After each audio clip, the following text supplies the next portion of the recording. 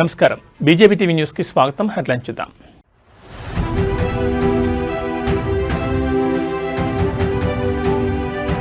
Davos సదస్సులో CM Revanth Reddy బృందం పర్యటన. రాష్ట్రానికి 19,500 కోట్ల పెట్టుబడులు.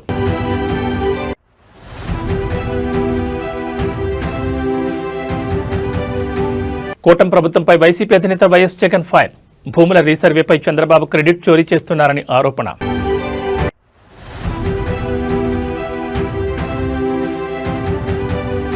ఏపీ లిక్కర్ కేసులో ఈడీ విచారణకు హాజరైన విజయసాయిరెడ్డి. రాజకీయ వర్గాల్లో ఉత్కంఠ.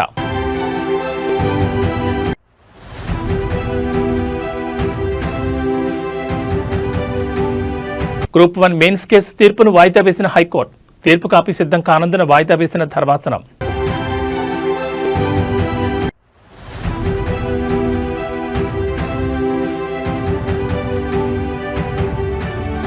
సరెండా అటవీ ప్రాంతంలో భీకర ఎన్కౌంటర్. 10 మంది మావోయిస్టులు దుర్మరణం. ఇక డీటెయిల్స్ చూస్తే స్విట్జర్లాండ్లోని దావోస్లో జరుగుతున్న వరల్డ్ ఎకనామిక్ ఫోరం 2026 సదస్సులో పెట్టుబడుల లక్ష్యంగా సీఎం రేవంత్ రెడ్డి బృందం పర్యటన కొనసాగుతోంది.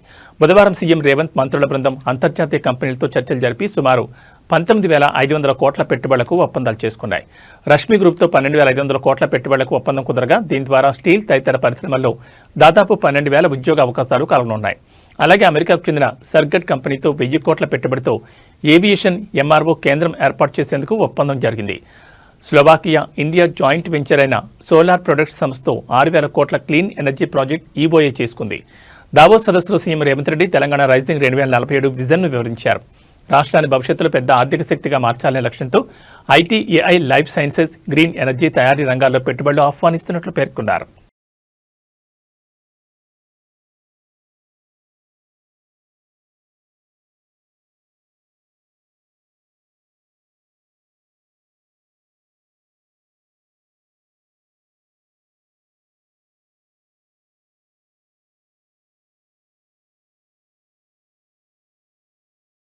వైసీపీ అధినేత ఏపీ మాజీ ముఖ్యమంత్రి వైఎస్ జగన్మోహన్ రెడ్డి తాజాగా నిర్వహించిన ప్రెస్ మీట్లో ప్రజా సమస్యలు, తాజా రాజకీయ పరిణామాలపై వ్యాఖ్యానించారు. ముఖ్యంగా భూముల రీసర్వే అంశంలో సీఎం చంద్రబాబు నాయుడు క్రెడిట్ చోరీకి పాల్పడుతున్నారని ఆయన ఆరోపించారు. ఈ భూమండలంపై ఇంత దారుణమైన క్రెడిట్ చోరీ చేయగల వారు ఎవరూ ఉండరంటూ జగన్ తీవ్రస్థాయిలో విమర్శలు గుప్పించారు. భూముల రీసర్వే చేయాలన్న కనీస ఆలోచన చంద్రబాబుకు ఎప్పుడైనా వచ్చిందా అని జగన్ ప్రశ్నించారు. రైతుల సమస్యలు తీర్చాలన్న చిత్తశుద్ధి బాబుకు లేదని వ్యాఖ్యానించారు. రైతులు ఎదుర్కొంటున్న భూ వివాదాలకు ఏకైక పరిష్కారం సమగ్ర భూ రీసర్వేనని స్పష్టం చేశారు. 2019 ముందు భూములు సర్వే చేయడానికి అవసరమైన ఆధునిక టెక్నాలజీనే లేదని, తన పాదయాత్ర సమయంలోనే భూముల రీసర్వే చేయాలని నిర్ణయం తీసుకున్నారని జగన్ అన్నారు. 2019 ఎన్నికల మేనిఫెస్టోలో అధికారంలోకి వస్తే సమగ్ర భూ సర్వే చేపడతామని హామీ ఇచ్చామని, ఆ మాట కట్టుబడి పారదర్శకంగా భూముల రీసర్వే నిర్వహించామని జగన్ అన్నారు. రైతులకు, భూ యజమానులకు వివాదాలు లేకుండా ట్యాంపరింగ్కు అవకాశం లేని విధంగా శాశ్వత భూపత్రాలు అందించామని తెలిపారు. భూ సర్వేను ఒక మహాయజ్ఞంలో చేపట్టినట్టు తెలిపారు. బ్రిటిషర్ల కాలంలో దాదాపు 100 ఏళ్ల క్రితం జరిగిన భూ సర్వే తర్వాత మళ్లీ 2020 డిసెంబర్ 21న భూముల రీసర్వే ప్రారంభించామని జగన్ గుర్తు చేశారు. ఈ భూమండలం మీద నిజంగా ఇంతటి దారుణమైన క్రెడిట్ చోరీ చేయగలిగిన వ్యక్తి ఇంకొకడెవడైనా ఉండగలడా అని అనిపించేట్టుగా చంద్రబాబు నాయుడు గారు మాట్లాడుతూ ఉన్నారు.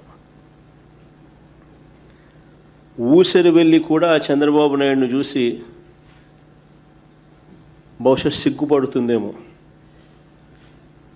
అంతటి దారుణమైన మోసాలు, అంతటి దారుణమైన అబద్ధాలు.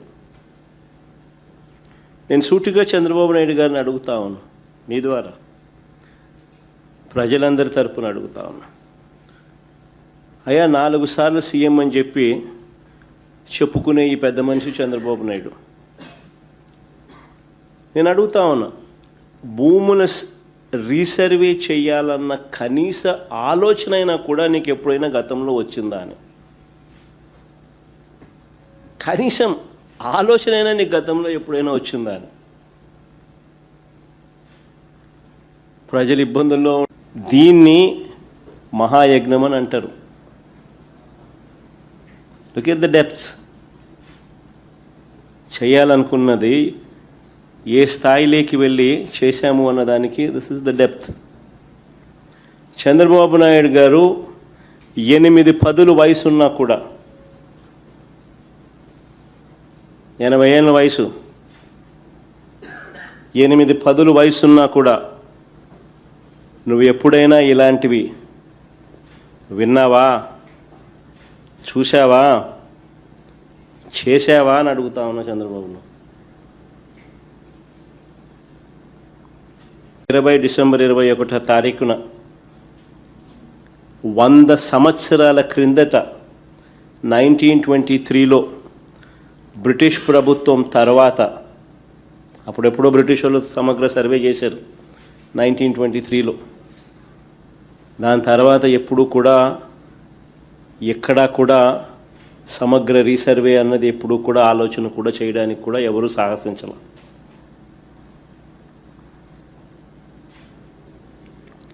చెప్పిన మేరకు 2020 డిసెంబర్ 21వ తారీఖున 100 ఏళ్ల తర్వాత 1923లో బ్రిటిష్ ప్రభుత్వం తర్వాత సమగ్ర భూ సర్వే రికార్డ్స్ అన్నీ అప్డేట్ చేయడం, సిస్టమ్స్లోకి రిఫార్మ్స్ తీసుకొని రావడం మొదలుపెట్టి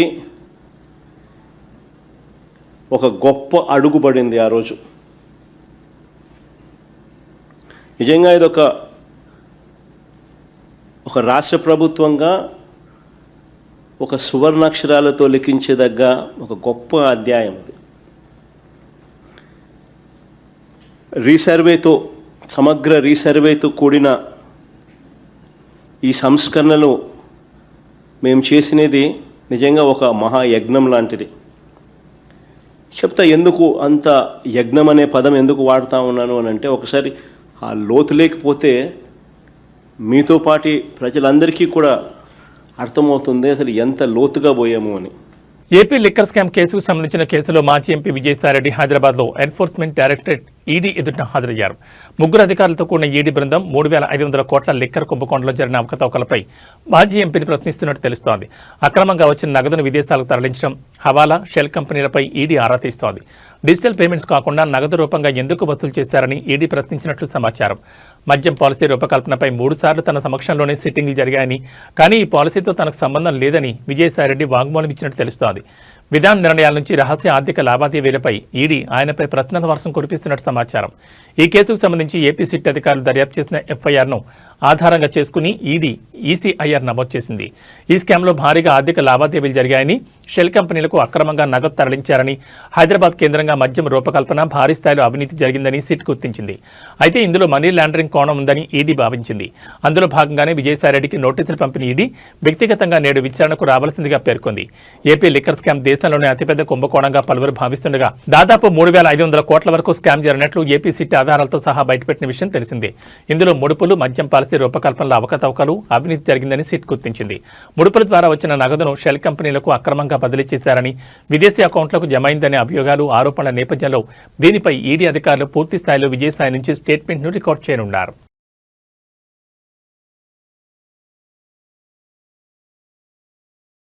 గ్రూప్ 1 నియామకాలపై తెలంగాణ హైకోర్టు తీర్పును వాయిదా వేసింది. వచ్చే నెల 5న తుది తీర్పు వెల్లడించనున్నట్లుగా ధర్మాసనం తెలిపింది. అయితే కేసుకు సంబంధించి తీర్పు కాపీ ఇంకా సిద్ధం కాలేదని న్యాయవాదులకు డివిజన్ బెంచ్ సమాచారం ఇచ్చింది. దీంతో ఫిబ్రవరి 5న కేసులో తుది తీర్పు వెలువడనుంది. కాగా గ్రూప్ 1 పరీక్షల నిర్వహణ, కరెక్షన్, బయోమెట్రిక్ నిబంధనల అమల్లో లోపాలున్నాయంటూ పలువురు అభ్యర్థులు గతంలో హైకోర్టును ఆశ్రయించారు. దీనిపై విచారణ జరిపిన సింగిల్ బెంచ్ గ్రూప్ 1 ఫలితాలను రద్దు చేస్తూ సంచలన తీర్పునిచ్చింది. అంతేకాకుండా జవాబు పత్రాలను తిరిగి మూల్యాంకనం చేయాలని, లేదా అవసరమైతే పరీక్షను మళ్లీ నిర్వహించాలని ఆదేశిస్తూ అప్పట్లో నియామకాలపై స్టే విధించింది. అనంతరం సింగిల్ బెంచ్ తీర్పును సవాల్ చేస్తూ తెలంగాణ పబ్లిక్ సర్వీస్ కమిషన్ ఎంపికైన అభ్యర్థులు డివిజన్ బెంచ్లో అప్పీల్ చేశారు. ఈ క్రమంలోనే ప్రధాన న్యాయమూర్తి ధర్మాసనం సింగిల్ బెంచ్ ఇచ్చిన స్టేని ఎత్తివేస్తూ మధ్యంతర ఉత్తర్వులు జారీ చేసింది. దీంతో ప్రభుత్వం వేగంగా స్పందించి ఎంపికైన 562 మంది అభ్యర్థులకు నియామక పత్రాలు అందజేసింది. అయితే ఈ నియామకాలు కోర్టు ఇచ్చే తుది తీర్పునకు లోడుపడి ఉంటాయని ధర్మాసనం అప్పుడే స్పష్టం చేసిన విషయం తెలిసిందే. అయితే ఇప్పటికే ఉద్యోగాల్లో చేరిన అభ్యర్థుల నియామకాలు సుస్థిరమవుతాయా, మూల్యాంకనం, బయోమెట్రిక్, ఓఎంఆర్ షీట్లపై వచ్చిన ఆరోపణలను కోర్టు పరిగణలోకి తీసుకుంటుందా అనే విషయం 562 మంది గ్రూప్ 2 అభ్యర్థుల భవితవ్యంతో ముడిపడింది.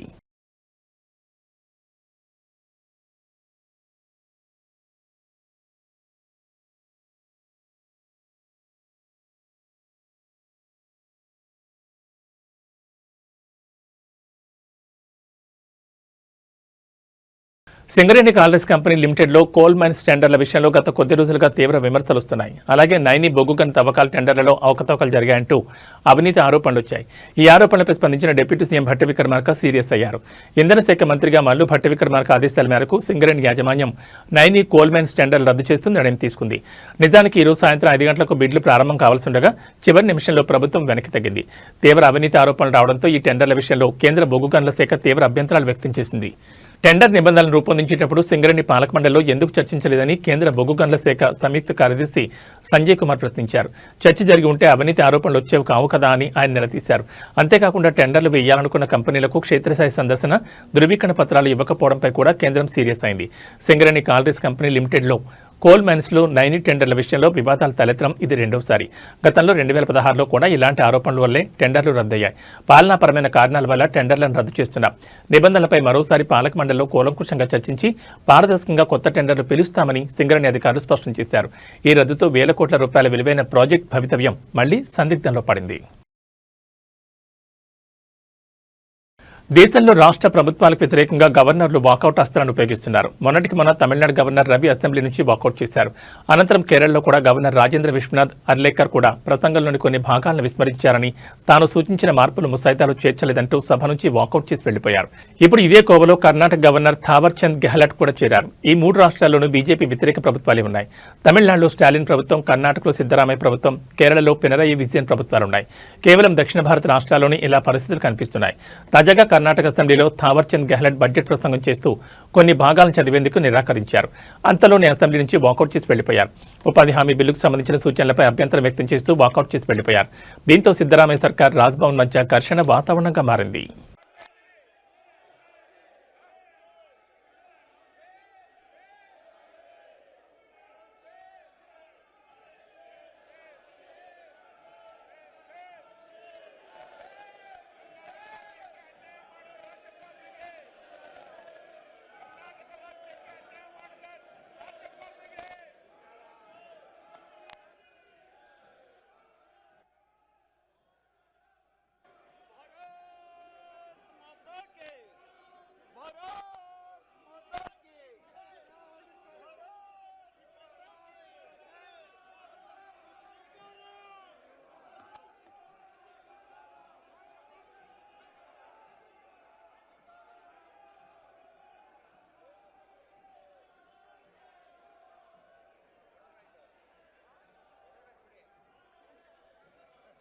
సినీ నటి కరాటే కళ్యాణిపై దాడి ఘటనలో యూట్యూబర్, సోషల్ మీడియా ఇన్ఫ్లుయెన్స్ సిద్ధమౌని నరేందర్ను హైదరాబాద్లోని పంజగుట్ట పోలీసులు అరెస్ట్ చేశారు. లక్కీ డ్రా పేరుతో మోసాలకు పాల్పడుతున్న అతన్ని రెడ్ హ్యాండెడ్గా పట్టుకునే క్రమంలో ఈ దాడి జరిగింది. అనంతరం నిందితుని కోర్టులో హాజరుపరచగా న్యాయస్థానం రిమాండ్ విధించింది. టీటీడీ పేరుతో నరేందర్ లక్కీ డ్రా నిర్వహిస్తూ మోసాలకు పాల్పడుతున్నాడని కరాటే కళ్యాణి గతంలోనే పంజగుట్ట పోలీసులకు ఫిర్యాదు చేశారు. 399కే ఫార్చునర్ కారు, ఐఫోన్ వంటి బహుమతులు ఇస్తామని నమ్మిస్తూ అమాయకుల నుంచి డబ్బులు వసూలు చేస్తున్నారని ఆమె ఆరోపించారు. ఈ నేపథ్యంలో ఆదిబట్ల సమీపంలోని బండర్లా వద్ద నరేందర్ లక్కీ డ్రా ప్రచారం చేస్తుండగా కరాటే కళ్యాణి పోలీసులతో కలిసి అక్కడికి వెళ్లారు. అతను రెడ్ హ్యాండెడ్గా పట్టుకునే సమయంలో నరేందర్, అతని అనుచరులు సుమారు 10 మంది తనపై దాడికి యత్నించారని, చున్నీ లాగి అసభ్యంగా ప్రవర్తించారని కళ్యాణి పోలీసులకు ఫిర్యాదు చేశారు. ఆమె ఫిర్యాదు మేరకు పోలీసులు నరేందర్పై భారతీయ న్యాయ సంహిత సెక్షన్ 74, 75, 79, 115(2), 132, 351(2), 352 కింద కేసు నమోదు చేశారు. విచారణలో నరేందర్పై గతంలో మీర్పేట్ పోలీస్ స్టేషన్ పరిధిలో చైన్ స్నాచింగ్ కేసు కూడా నమోదైనట్లు పోలీసులు గుర్తించారు.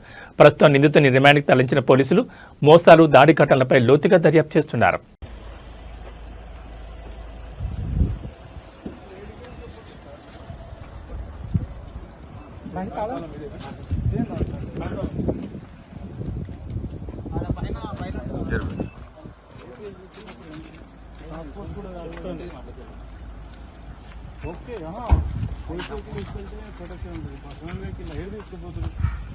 నేను తెలియదు కదా, చెప్తానే కానీ చెప్తా రాదు చెప్తా అంటారు కానీ నాయకు ఉంటుంది కాలం